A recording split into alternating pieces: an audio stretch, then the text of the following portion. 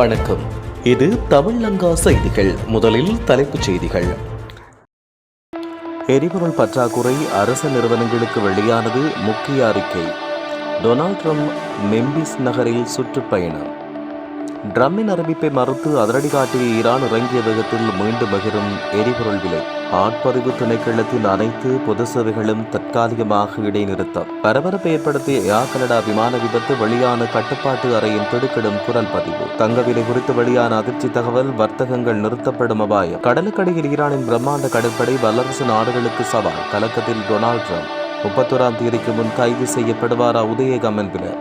ஈரானுக்கு எதிரான தாக்குதல்களை 5 நாட்களுக்கு ஒத்திவைக்க டொனால்ட் ட்ரம்ப் உத்தரவு. கொலம்பிய வான்படை வானூர்தி விபத்து, 66 பேர் உயிரிழப்பு. இன்று நள்ளிரவு முதல் பேருந்து கட்டணம் அதிகரிப்பு. ட்ரம்ப் ஸ்டாம்பர் இடையே ஹோர்முஸ் நீரிணை குறித்து முக்கியமான கலந்துரையாடல். அத்தியாவசிய சேவைகள் ஆணையாளர் நாயகம் எரிபொருள் மற்றும் ஆற்றலை சிக்கனமாக பயன்படுத்துவது தொடர்பாக அரசு நிறுவனங்களுக்கு வழிகாட்டலை வெளியிட்டுள்ளார். மத்திய கிழக்கு பிராந்தியத்தில் அதிகரித்து வரும் போர்ச்சூழல் காரணமாக எதிர்காலத்தில் நாட்டிற்கு பாரிய எரிபொருள் இறக்குமதியில் தடைகள் ஏற்படக்கூடும் என்று அறிவிக்கப்பட்டுள்ளது. இதனால் தற்பொழுது எரிபொருள் இருப்புகளை சிக்கனமாக பயன்படுத்துவதற்கும் அத்தியாவசிய சேவைகளை தடையின்றி பராமரிப்பதற்கும் இந்த வழிகாட்டல்கள் வெளியிடப்பட்டுள்ளதாக அவர் தெரிவித்துள்ளார்.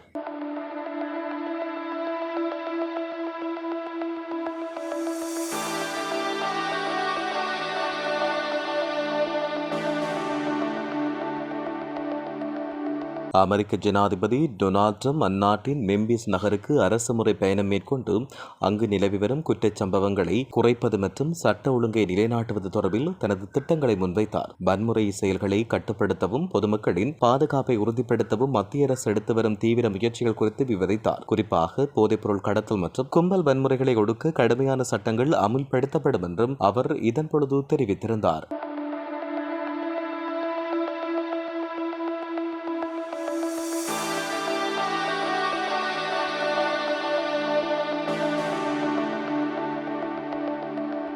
சர்வதேச சந்தையில் பிரெஞ்சு மசகெண்ணெய் விலையானது மீண்டும் $100 கடந்துள்ளதாக தகவல்கள் தெரிவிக்கின்றன. ஆசிய சந்தையில் இன்று காலை நிலவரப்படி மசகெண்ணெய் விலை 3.75% அதிகரித்து $103.69 பதிவாகியுள்ளது. அதேவேளை நமெக்ஸ் லைட் ஸ்வீட் மசகெண்ணெய் விலை 3.42% அதிகரித்து $91.55 பதிவாகியுள்ளது. கணனி கோளாறு காரணமாக ஆள்பதிவு திணைக்களத்தில் இன்று பொது சேவைகள் தற்காலிகமாக நிறுத்தி வைக்கப்படுவதாக தெரிவிக்கப்படுகிறது. ஒரு அறிக்கையை வெளியிட்டுள்ள அந்த துறை, ஆட்பதிவுத்துறையின் தலைமை அலுவலகத்திலும் அனைத்து அலுவலகங்களிலும் இன்று பொதுச்சேவைகள் கிடைக்காது என்று அறிவித்துள்ளது. அதன்படி இன்று செயல்படுத்தப்படவிருந்த அடையாள அட்டை வழங்கும் ஒரு நாள் சேவை உட்பட அனைத்து பொது சேவைகளும் இயங்காது என ஆட்பதிவு திணைக்களம் அறிவித்துள்ளது. கணனி அமைப்பில் ஏற்பட்ட பிழையை உடனடியாக சரி செய்து பொதுச்சேவை பணிகளை மீண்டும் தொடங்க நடவடிக்கை எடுக்கப்படும் என்று மேலும் அறிவிக்கப்பட்டுள்ளது.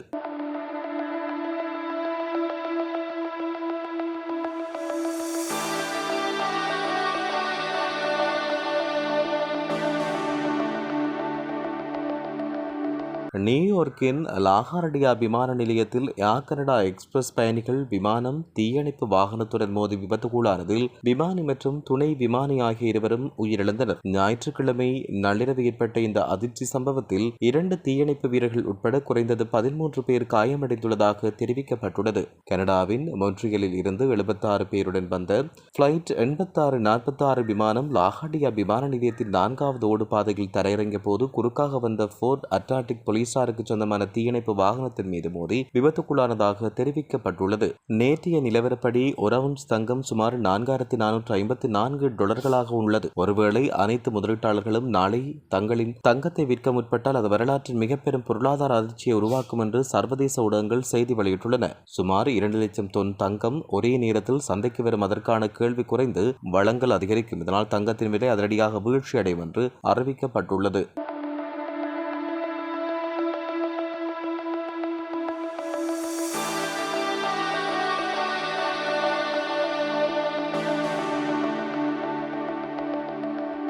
அமெரிக்காவின் தாக்குதல்களை எதிர்கொள்ள ஈரான் பல வருடங்களாக பூமிக்கடியில் பிரம்மாண்டமான ஏவுகணை நகரங்கள் மற்றும் நிலத்தடி கடற்படை தளங்கள் உருவாக்கி வைத்திருப்பதாக தெரிவிக்கப்பட்டுள்ளது. அமெரிக்க கடலோர பகுதிகளை கைப்பற்றினாலும் எவ்விதத்திலும் பலனளிக்காது என்று கூறப்பட்டுள்ளது. பழைய ஏவுகணைகளின் வியூகம் மாபெரும் அளவில் நடந்து கொண்டிருக்கிறது. புதிய ஏவுகணைகளை இன்னும் ஈரான் பயன்படுத்தவில்லை என்று தெரிவிக்கப்பட்டுள்ளது.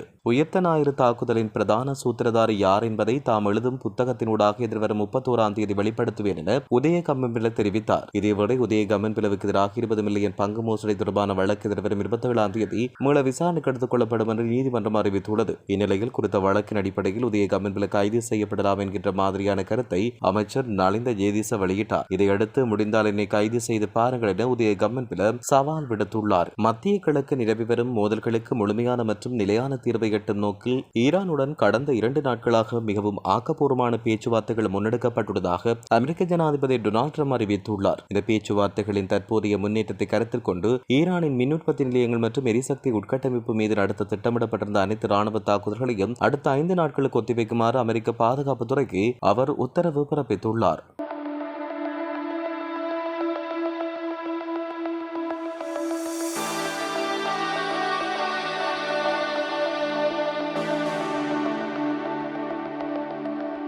கொலம்பிய வான்படைக்கு சொந்தமான C-130 ஹேர்குலிஸ் ரகத்தினான போக்குவரத்து வானூர்தி விபத்துக்குள்ளானதில் உயிரிழந்தோரின் எண்ணிக்கை 66ஆக அதிகரித்துள்ளதாக சர்வதேச ஊடகங்கள் செய்தி வெளியிட்டுள்ளன. கொலம்பிய ராணுவ வீரர்கள் மற்றும் வான்படை ஊழியர்களை ஏற்றிச் சென்ற இந்த விமானம் பெரும் எல்லைக்கரையில் உள்ள வானூர்தி நிலையத்திலிருந்து புறப்பட்ட சிறிது நேரத்தில் விபத்துக்குள்ளானது. மீட்பு பணியின் போது இதுவரை 66 பேரின் உடல்கள் மீட்கப்பட்டுள்ளன. குறித்த வானூர்தியில் 114 பயணிகளும் 11 பணியாளர்களும் இருந்ததாக கொலம்பிய வான்படை தரப்புகள் கூறியதாக சர்வதேச ஊடகங்கள் செய்தி வெளியிட்டுள்ளன. பேருந்து கட்டண திருத்தம் தொடர்பில் அமைச்சரவையில் சமர்ப்பிக்கப்பட்ட முன்மொழிவுக்கு அனுமதி வழங்கப்பட்டுள்ளது. இதன்படி இன்று நள்ளிரவு முதல் நடைமுறைக்கு வரும் வகையில் பேருந்து கட்டணம் 12.19 வீதத்தால் அதிகரிக்கப்பட உள்ளது. தற்போது 27 ரூபாவாக காணப்பட்ட குறைந்தபட்ச பேருந்து கட்டணம் 30 ரூபாவாக அதிகரிக்கப்பட்டதாக அமைச்சரவை பேச்சாளர் அமைச்சர் வைத்தியர் நலிந்த ஜேதிச தெரிவித்துள்ளார். பிரித்தானிய பிரதமர் ஸ்டாமர் மற்றும் அமெரிக்க ஜனாதிபதி டொனால்ட் ட்ரம்ப் இடையே ஆக்கப்பூர்வமான கலந்துரையாடல் இடம்பெற்றதாக தகவல்கள் தெரிவிக்கின்றன. இரு தலைவர்களும் மத்திய கிழக்கின் தற்போதைய நிலைமை தொடர்பாக விரிவாக தொலைபேசியில் ஆராய்ந்தும் உரையாடி வருவதாக டவுனிங் ஸ்ட்ரீட் அறிவித்துள்ளது. குறிப்பாக உலகளாவிய கப்பல் போக்குவரத்தை சீராக மீண்டும் முன்னெடுக்க ஹார்முஸ் நீரிணையை திறந்து வைப்பதன் அவசியம் தொடர்பில் இதன் பொழுது கவனம் செலுத்தப்பட்டுள்ளதாக தெரிவிக்கப்படுகின்றது. மேலும் உலகளாவிய எரிசக்தி சந்தையில் ஸ்திரத்தன்மையை உறுதிப்படுத்த ஹார்முஸ் நீரிணையின் செயற்பாடு மிகவும் முக்கியம் என்பதை இருவரும் ஒப்புக்கொண்டதாகவும் கூறப்படுகின்றது. எதிர்காலத்தில் இந்த விடயம் தொடர்பாக மீண்டும் கலந்துரையாடவும் அவர்கள் இணக்கம் தெரிவித்துள்ளனர்.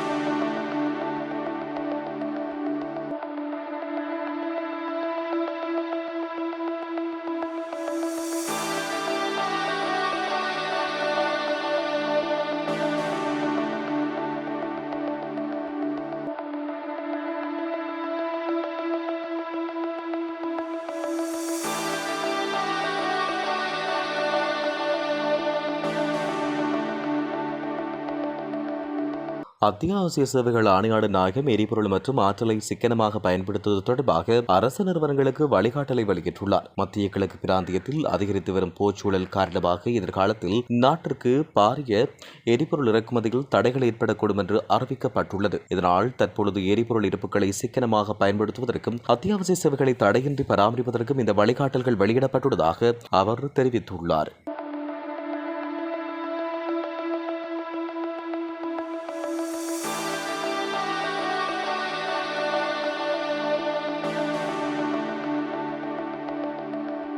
அமெரிக்க ஜனாதிபதி டொனால்ட் ட்ரம்ப் அந்நாட்டின் மெம்பிஸ் நகருக்கு அரசுமுறை பயணம் மேற்கொண்டு அங்கு நிலவி வரும் குற்றச்சம்பவங்களை குறைப்பது மற்றும் சட்ட ஒழுங்கை நிலைநாட்டுவது தொடர்பில் தனது திட்டங்களை முன்வைத்தார். வன்முறை செயல்களை கட்டுப்படுத்தவும் பொதுமக்களின் பாதுகாப்பை உறுதிப்படுத்தவும் மத்திய அரசு எடுத்து வரும் தீவிர முயற்சிகள் குறித்து விவரித்தார். குறிப்பாக போதைப்பொருள் கடத்தல் மற்றும் கும்பல் வன்முறைகளை ஒடுக்க கடுமையான சட்டங்கள் அமுல்படுத்தப்படும் என்றும் அவர் இதன்பொழுது தெரிவித்திருந்தார்.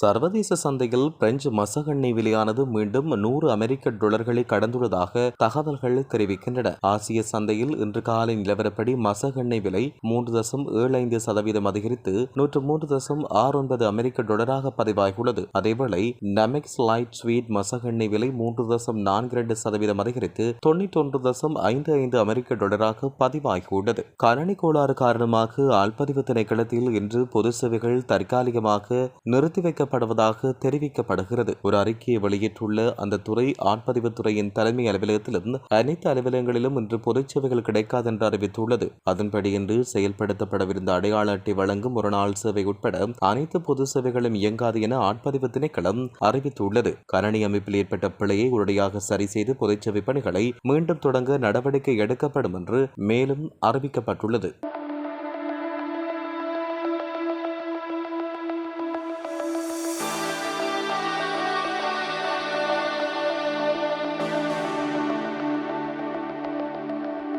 நியூயார்க்கின் லாகார்டியா விமான நிலையத்தில் ஏர் கனடா எக்ஸ்பிரஸ் பயணிகள் விமானம் தீயணைப்பு வாகனத்துடன் மோதி விபத்துக்குள்ளானதில் விமானி மற்றும் துணை விமானி ஆகிய இருவரும் உயிரிழந்தனர். ஞாயிற்றுக்கிழமை நள்ளிரவு ஏற்பட்ட இந்த அதிர்ச்சி சம்பவத்தில் 2 தீயணைப்பு வீரர்கள் உட்பட குறைந்தது 13 பேர் காயமடைந்துள்ளதாக தெரிவிக்கப்பட்டுள்ளது. கனடாவின் மொன்ட்ரியலில் இருந்து 76 பேருடன் வந்த பிளைட் 8646 விமானம் லாகார்டியா விமான நிலையத்தின் 4வது ஓடுபாதையில் தரையிறங்கிய போது குறுக்காக வந்த ஃபோர்ட் அட்லாண்டிக் போலீசாருக்கு சொந்தமான தீயணைப்பு வாகனத்தின் மீது மோதி விபத்துக்குள்ளானதாக தெரிவிக்கப்பட்டுள்ளது.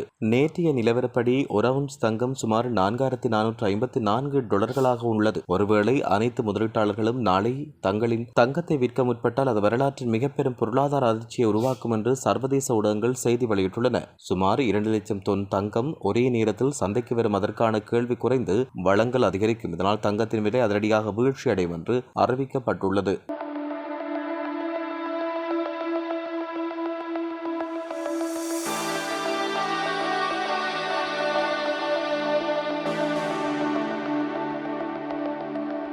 அமெரிக்காவின் தாக்குதல்களை எதிர்கொள்ள ஈரான் பல வருடங்களாக பூமிக்கடியில் பிரம்மாண்டமான ஏவுகணை நகரங்கள் மற்றும் நிலத்தடி கடற்படை தளங்கள் உருவாக்கி வைத்திருப்பதாக தெரிவிக்கப்பட்டுள்ளது. அமெரிக்க கடலோர பகுதிகளை கைப்பற்றினாலும் எவ்விதத்திலும் பலனளிக்காது என்று கூறப்பட்டுள்ளது. பழைய ஏவுகணைகளின் வியூகம் மாபெரும் அளவில் நடந்து கொண்டிருக்கிறது. புதிய ஏவுகணைகளை இன்னும் ஈரான் பயன்படுத்தவில்லை என்று தெரிவிக்கப்பட்டுள்ளது. உயர்த்த ஞாயிறு தாக்குதலின் பிரதான சூத்திரதாரி யார் என்பதை தாம் எழுதும் புத்தகத்தினூடாக எதிர்வரும் 31ஆம் தேதி வெளிப்படுத்துவேன் என உதய கம்மன்பில தெரிவித்தார். இதேவேளை உதய கம்மன்பிலவுக்கு எதிராக 20 மில்லியன் பங்கு மோசடி தொடர்பான வழக்கு எதிர்வரும் 27ஆம் தேதி மீள விசாரணைக்கு எடுத்துக் கொள்ளப்படும் என்று நீதிமன்றம் அறிவித்துள்ளது. இந்நிலையில் குறித்த வழக்கின் அடிப்படையில் உதய கம்மன்பில கைது செய்யப்படலாம் என்கின்ற மாதிரியான கருத்தை அமைச்சர் நலிந்த ஜேதிச வெளியிட்டார். இதையடுத்து முடிந்தால் என்னை கைது செய்து பாருங்கள் என உதய கம்மன்பில சவால் விடுத்துள்ளார். மத்திய கிழக்கு நிலவி வரும் மோதல்களுக்கு முழுமையான மற்றும் நிலையான தீர்வை எட்டும் நோக்கில் ஈரானுடன் கடந்த 2 நாட்களாக மிகவும் ஆக்கப்பூர்வமான பேச்சுவார்த்தைகள் முன்னெடுக்கப்பட்டுள்ளதாக அமெரிக்க ஜனாதிபதி டொனால்ட் ட்ரம்ப் அறிவித்துள்ளார். இந்த பேச்சுவார்த்தைகளின் தற்போதைய முன்னேற்றத்தை கருத்தில் கொண்டு ஈரானின் மின் உற்பத்தி நிலையங்கள் மற்றும் எரிசக்தி உட்கட்டமைப்பு மீது நடத்த திட்டமிடப்பட்டிருந்த அனைத்து ராணுவ தாக்குதல்களையும் அடுத்த 5 நாட்களுக்கு ஒத்திவைக்குமாறு அமெரிக்க பாதுகாப்புத்துறைக்கு அவர் உத்தரவு பிறப்பித்துள்ளார்.